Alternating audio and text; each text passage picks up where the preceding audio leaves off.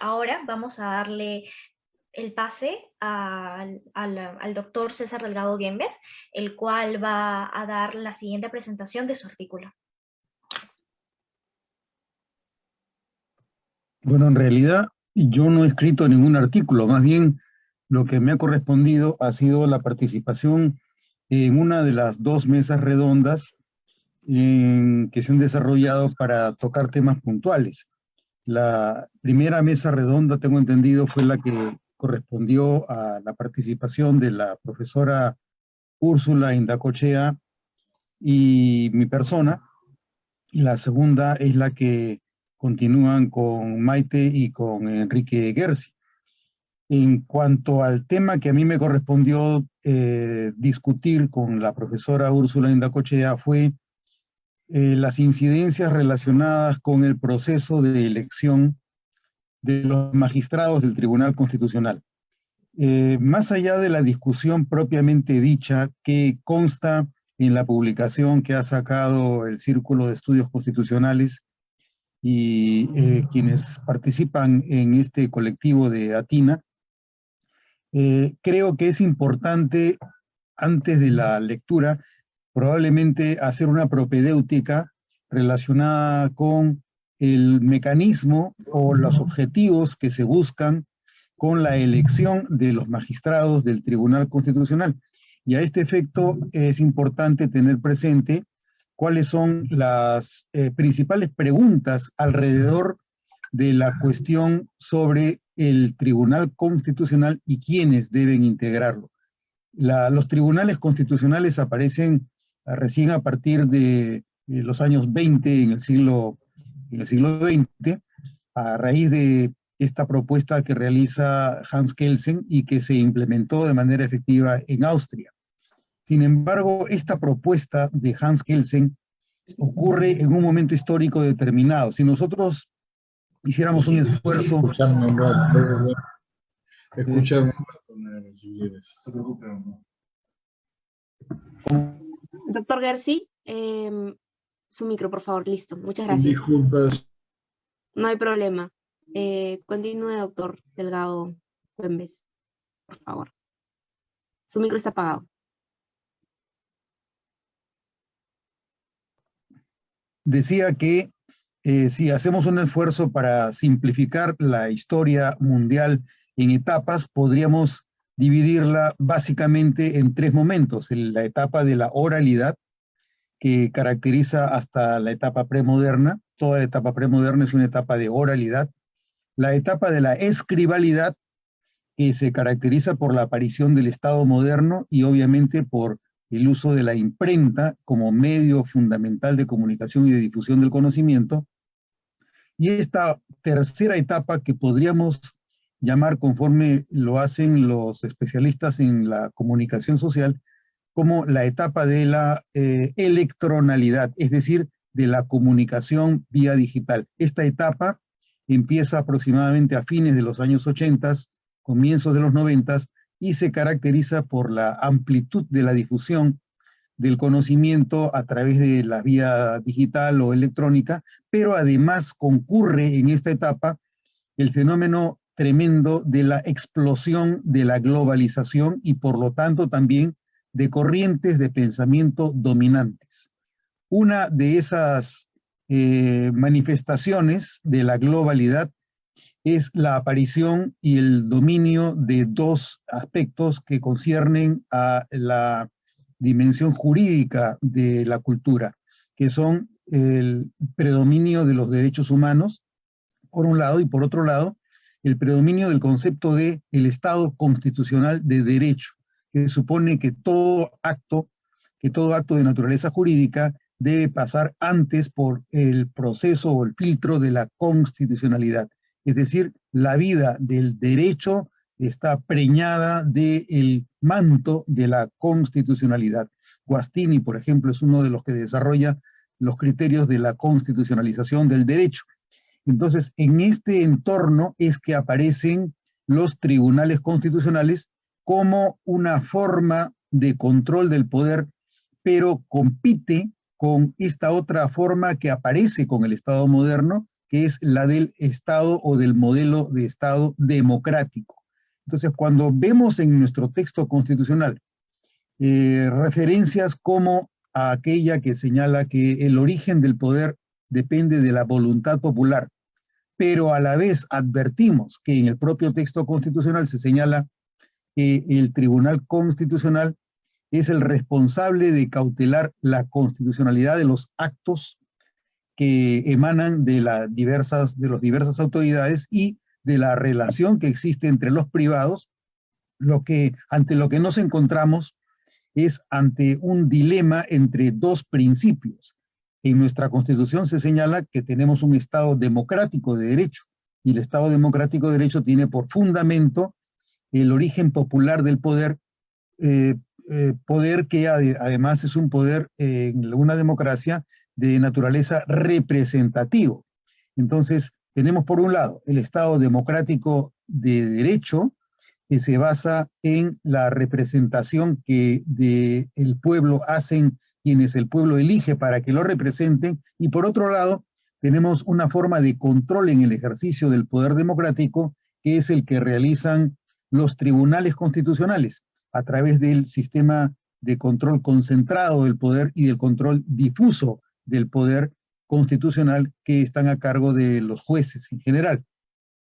Frente a estos dos modelos, ocurre que cuando el tribunal asume la tarea de revisar los actos que conciernen a los titulares o a los órganos del poder, debe afirmar un tipo de lógica en el desarrollo de su labor. ¿Cuál de las lógicas es la que imperará cuando el Tribunal Constitucional, en ejercicio de este poder o de esta capacidad tutelar sobre el uso del poder, ejerce las funciones y las tareas que la Constitución le encarga? Tenemos entonces que revisar una primera pregunta: ¿qué papel cumple el Tribunal Constitucional en un Estado democrático?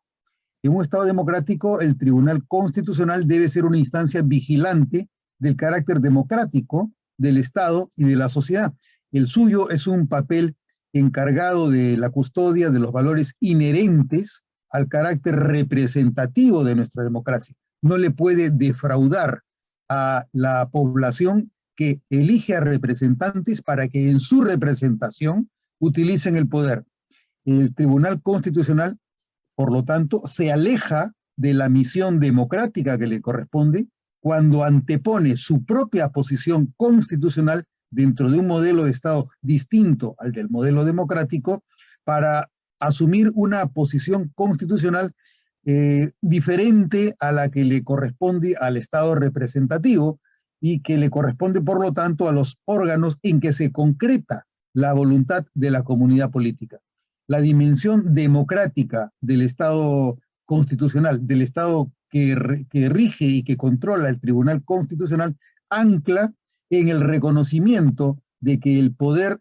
en el Estado tiene su origen en la voluntad popular. Todo acto del Tribunal Constitucional tiene por objetivo la preservación y valoración del carácter democrático del Estado y de la sociedad.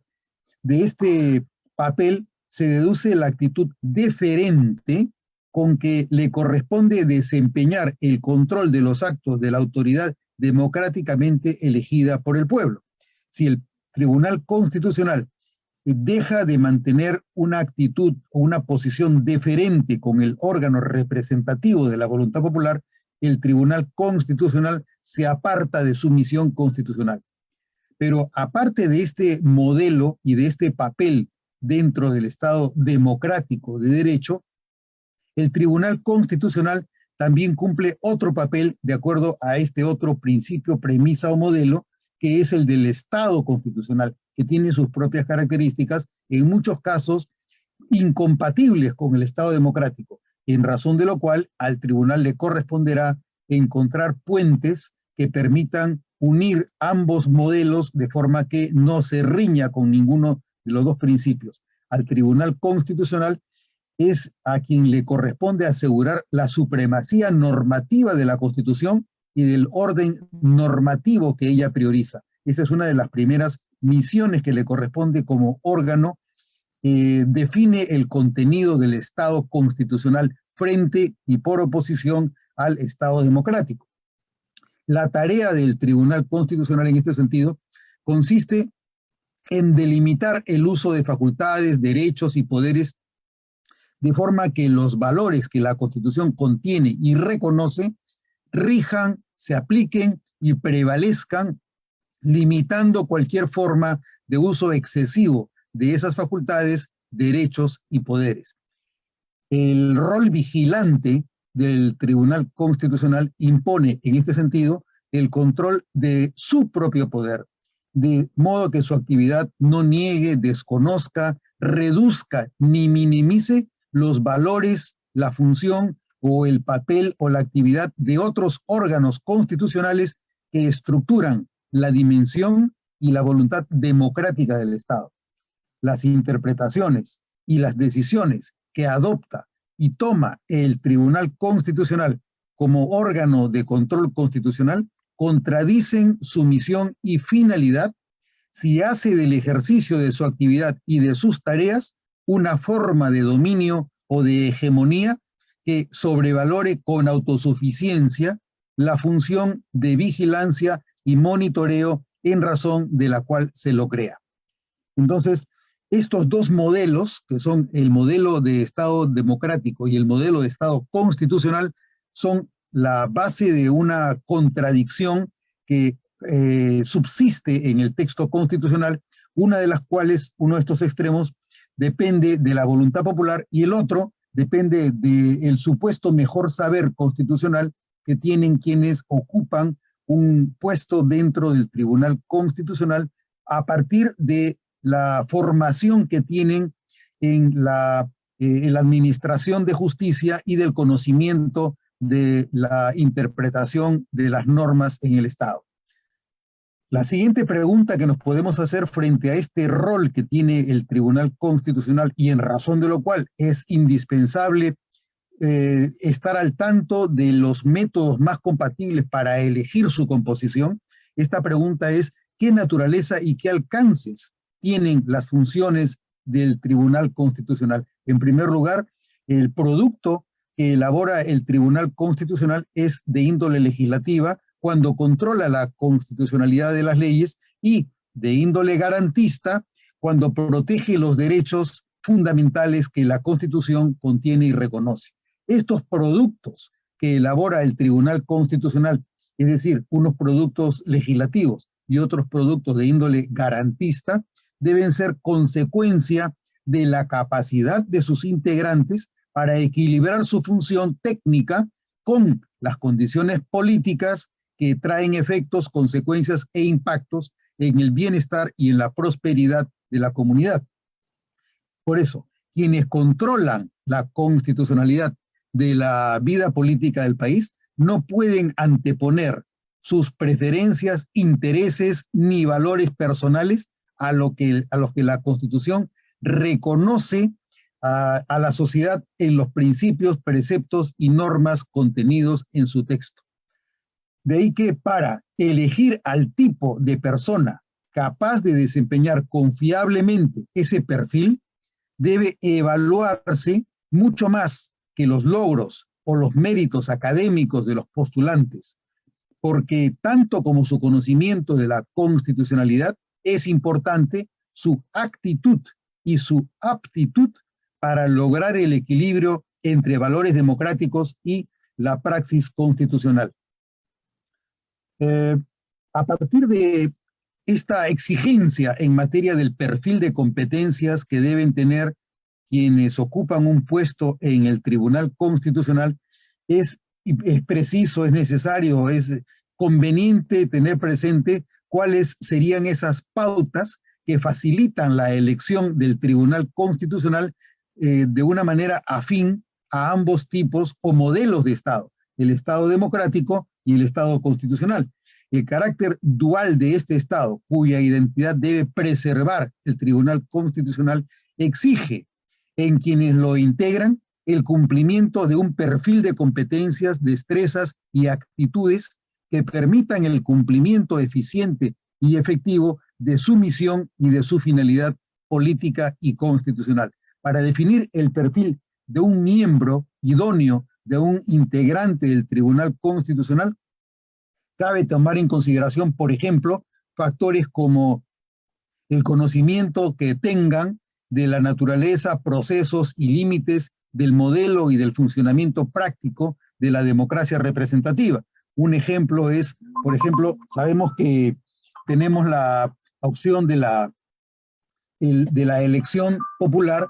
y que la elección popular define la identidad de quienes van a ocupar un puesto representativo en el Estado. Sin embargo, sabemos que los propios ciudadanos, en muchos casos, no optan por votar. El 30% de las elecciones representan un nivel de ausentismo,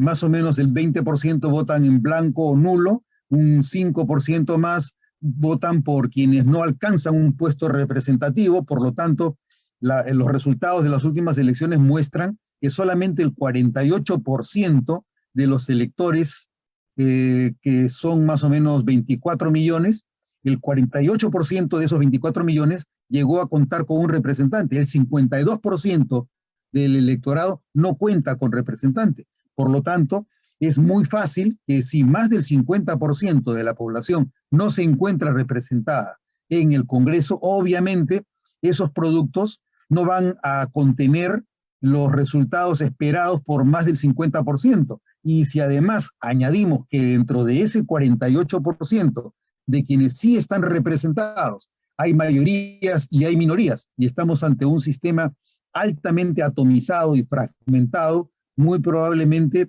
la aprobación de un Congreso con esas características no llegará sino, en el mejor de los casos, en promedio al 20% o al 25%, y en el peor de los casos llegará a una minoría muy reducida que probablemente descienda de los 2 dígitos. Entonces, el conocer lo que está ocurriendo y la razón por la cual hay niveles altos de desaprobación del Congreso debe ser parte de la comprensión que se exija entre quienes compiten por un puesto dentro del Tribunal Constitucional. Desconocer los límites del carácter representativo de nuestro Estado y el impacto que tienen las distintas fórmulas electorales en los procesos de constitucionalización del derecho es indispensable para que no se le atribuyan niveles de desaprobación insuficientemente comprobados al Parlamento cuando toma decisiones que probablemente no serán afines a los que le espera la mayoría de la opinión pública. Eso es consecuencia de la imposibilidad que nos reconoce el modelo electoral para poder contar con niveles suficientes de representatividad en el Estado. Un segundo aspecto que debe evaluarse para contar con miembros de un tribunal constitucional con aptitudes, con competencias, con capacidades para lograr la coordinación y el equilibrio entre ambos modelos de Estado es el conocimiento que tengan de las convenciones sobre derechos humanos y de su relación con la estructura organizacional y funcional del Estado y de los procesos constitucionales. Así como es necesario que los magistrados conozcan perfectamente los límites de la democracia representativa, y no obstante que se trate de un modelo ideal, es un modelo que pretende alcanzar niveles de representatividad que no se pueden alcanzar nunca en un 100%, así como se exige este tipo de aptitud de comprensión de los límites de del carácter electoral de nuestra democracia. También es indispensable que los magistrados estén al tanto sobre la naturaleza de las convenciones y de las convenciones internacionales sobre derechos humanos y su relación con la estructura estatal en la que deben hacerse efectivos. En tercer lugar, otro aspecto que es importante valorar para la definición del perfil de competencias de los magistrados del Tribunal Constitucional es la valoración del carácter arbitral y de la capacidad de intermediación del Tribunal Constitucional entre 3 factores muy importantes: la ética, la política y la constitucionalidad. Este tipo de valoración debe ser parte de la evaluación que se realice sobre los postulantes a un puesto dentro del Tribunal Constitucional.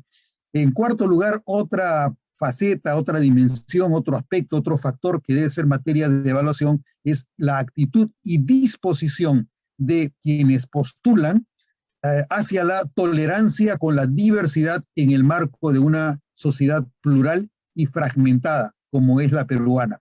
En quinto lugar, es un factor también que debe valorarse la capacidad de escucha y de comprensión de la contradicción y del conflicto. Personalidades que sean más bien rígidas e inflexibles difícilmente podrían contemporizar con las exigencias que tiene el administrar un Estado de naturaleza democrática en el marco de valores y de principios constitucionales. Y por último, otro factor importante en la evaluación de quienes postulan a un puesto en el Tribunal Constitucional, de acuerdo al perfil de competencias que estamos definiendo, es su trayectoria personal y funcionalmente exenta de actos de soborno, de corrupción o de cualquier forma de irregularidad administrativa en la gestión que hayan cumplido en su desempeño profesional. ¿Qué criterios serían los que habría que tener presentes para evaluar las propuestas de integrantes del Tribunal Constitucional? Como se deduce de estos factores que acabo de mencionar, en primer término habría que hacer un examen de los méritos que a la luz de estas competencias, de este perfil de competencias, tienen los que postulan. ¿Cuáles son los méritos y cómo se mide la gestión, la trayectoria de cada uno de ellos que se postulan y compiten por uno de estos puestos? Así como se definen los méritos, ¿cuál es el valor efectivo que tienen estos méritos en la postulación? ¿Cómo se los califica? ¿Qué puntaje sacan? En tercer lugar, la exposición y comunicación amplia del proceso ante la opinión pública. El proceso de evaluación supone el acceso transparente, amplio,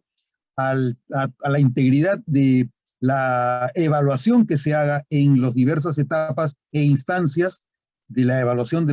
los postulantes. En cuarto lugar, el acceso a la participación ciudadana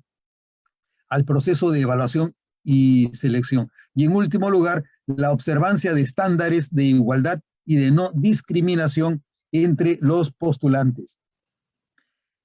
Si estamos ante un escenario como estos, en los que conocemos las dificultades que existen para el desempeño de la función en el Tribunal Constitucional, a la luz de estos dos distintos modelos de Estado, entre los cuales tienen que tenderse puentes, y sabemos, por lo tanto, cuál sería ese perfil de competencias que se busca, que se anhela, que se desea, para que quienes ocupen un puesto en el tribunal tengan la capacidad de articular adecuada y eficientemente las exigencias del Estado democrático con el Estado constitucional. La pregunta es, ¿quiénes deben elegir a los miembros del Tribunal Constitucional que deben hacerse cargo de esta tarea articulatoria entre los dos conceptos, las dos premisas y los dos modelos de Estado, entre los cuales deben funcionar regularmente en sus tareas dentro del Tribunal Constitucional? En primer lugar, en un Estado y en una sociedad democrática se espera que la fuente de la autoridad tenga un origen democrático. Por lo tanto, ese es un requisito de primera mano para determinar que quienes los elijan deben ser quienes tienen un origen popular, tienen un mandato popular, son quienes representan la voluntad popular, porque esa es la base del Estado democrático. En segundo lugar, quienes deben elegir a los miembros del Tribunal Constitucional se puede definir a partir de la composición de un órgano especializado en la decisión sobre el sentido de los contenidos constitucionales, que a la vez exige capacidades y competencias que no son comunes en el ciudadano ordinario. Por lo tanto, estamos hablando de que en el proceso de elección de los magistrados debe existir una comisión que pueda filtrar los requisitos de conocimientos que tengan quienes aspiran a ocupar un puesto en el Tribunal Constitucional. Y estos conocimientos suponen también la acreditación de una profesión y de ciertos estándares académicos que los faculten para administrar las funciones y las tareas a cargo del Tribunal Constitucional de manera eficiente, de acuerdo a los requisitos técnicos que impone la tarea hermenéutica que desempeñan los magistrados.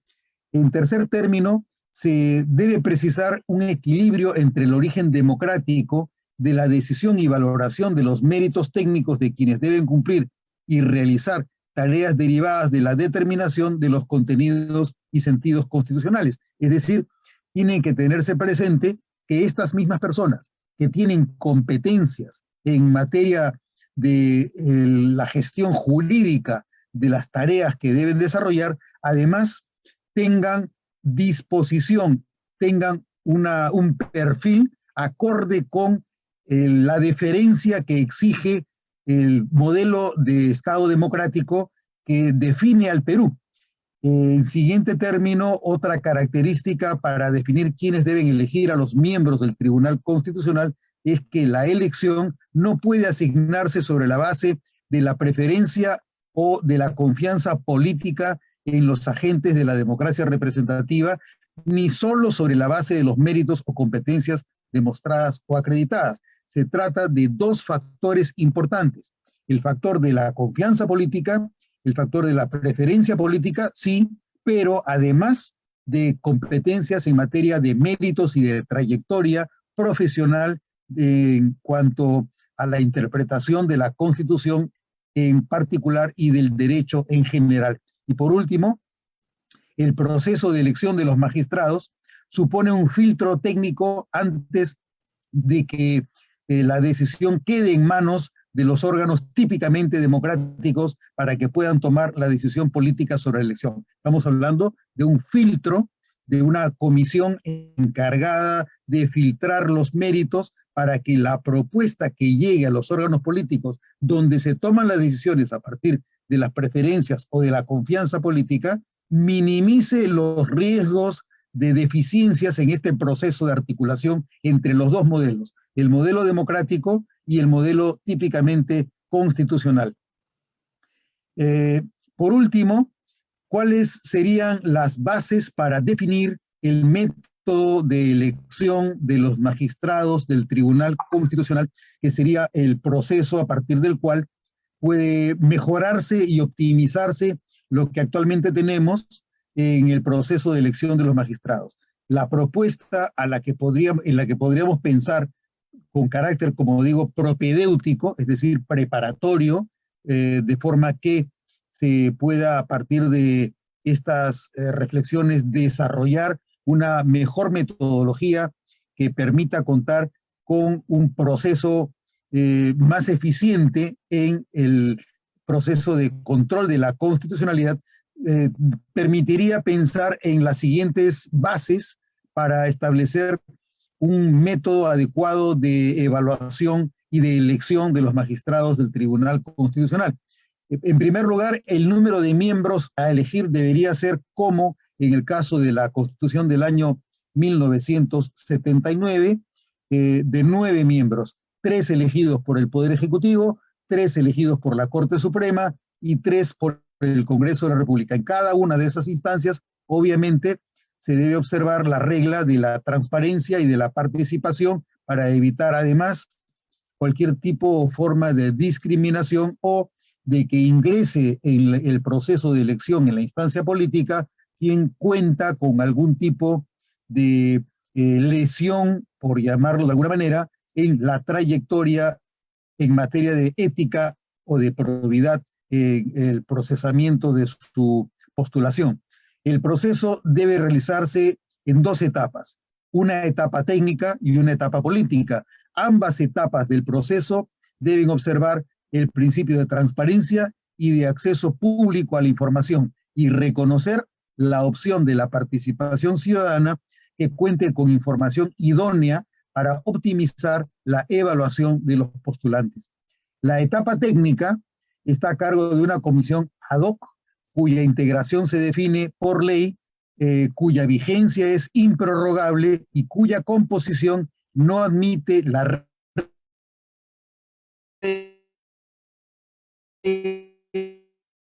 elegibilidad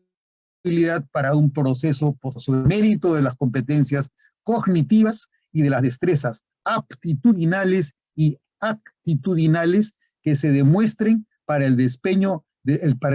efectivo del puesto y de las tareas que deben cumplirse en el Tribunal Constitucional. Y por último, la etapa política comprende el proceso de elección propiamente dicho, que se lleva a cabo en el órgano decisorio con el voto absoluto, con el voto de la mayoría absoluta de los órganos corporativos. Si se trata del Congreso, con la mayoría absoluta. Si se trata de la Sala Plena de la Corte Suprema, con la mayoría absoluta del voto de los integrantes de la Corte Suprema. Pero en cualquier caso, los procesos, tanto en el Poder Ejecutivo, en la Corte Suprema, como en el Congreso, deben de desarrollarse con la máxima transparencia posible. Estos serían los alcances, como digo, de naturaleza propedéutica que pueden resultar de la conversación que tuvimos en la mesa redonda con la profesora Úrsula Indacochea. Con lo dicho, doy por concluida mi participación en esta presentación